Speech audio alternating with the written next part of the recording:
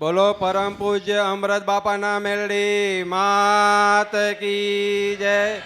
અમૃત બાપાની જય. હરિઓમ નમઃ પાર્વતી પતે હર હર મહાદેવ. માળી હું સુરતથી આવું છું, સંજય સવાણી. અને જે આપણે દિવાળીને એન્ડમાં 12-11 અમે ધજા ચડાવવા આવ્યા. તે તમે એમ કીધું હતું કે જલારામ બાપા આવ્યા અને તમે જાજો વીરપુરે. તો વીરપુર ગયા અમે, અને જે તમે કીધું હતું એ જ અમને પડછો આપ્યો બાપાએ એમાં. અને બીજું જે તમે કીધું હતું એ જ મળ્યા.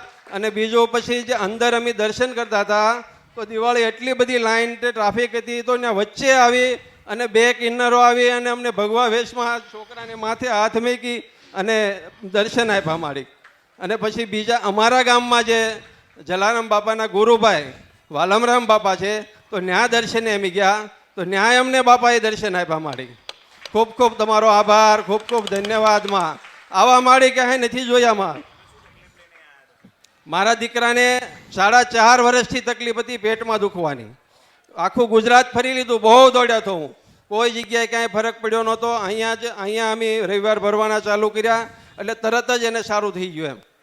અને છેલ્લા રવિવાર 7મા રવિવારે અમે અહીંયા આવ્યા, ત્યાં સુધીમાં એકદમ કમ્પ્લીટ થઈ ગયો. નકર અમે એવું હતું કે 50% સારું થાય તો અમે માતાજીને ધજા, 2 ધજા મેં માતાજીને 52 ગજની માંડી હતી અમે. તો 1 ધજા અમે પહેલાં 50% માતાને ચડાવશું. પણ માતાજી જેટલા દયાળુ છે કે ત્યાં હાવ 100% સારું કરી દીધું પહેલી જ ધજાએ અમને. હજી 1 ધજા બાકી છે અમારે મારી ચડાવવાની. અમને કાંઈ ભૂલ ચૂક હોય તો અમને માફ કરજો માં. અને જે તમે 2 મકાનનું કીધું હતું, અમારે જે પૂર્વજોના 2 જૂના મકાન બંધ પડ્યા છે, તો એ મકાન અમને મળ્યા. પણ એ મકાન જૂનો મઢ હતો અમારે, પણ એ વેચી નાખેલું અને મકાન પાડી દીધેલા છે મારી. તો હવે અમારું કાંઈ હોય, કોઈ દેવદુખ હોય કાંઈ ગયા તો જોયું. હા,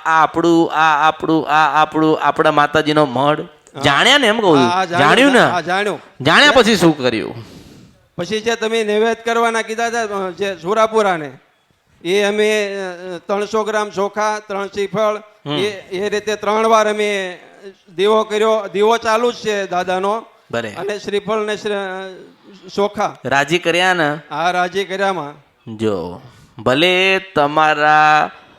તમારા પૂર્વજોએ મઢ અને જમીન વેચી નાખ્યું, હા, અંત